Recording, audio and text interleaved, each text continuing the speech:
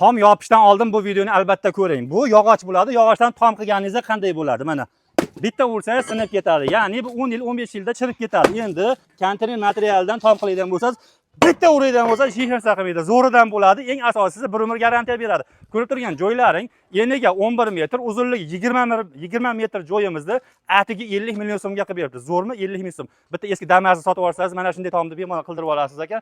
Zo'r tomoni garantiyasi ko'p ekan. Eng asosiysi O'zbekiston bo'yicha xizmat ko'rsatar ekan. 1 kvadrati 150 mingdan 250 ming so'mgacha bo'lar ekan. Siz tunikasini, shifrini olib beradigan bo'lsangiz, shu aytilgan narx ichida ustakalarimiz xotiradan berar ekan.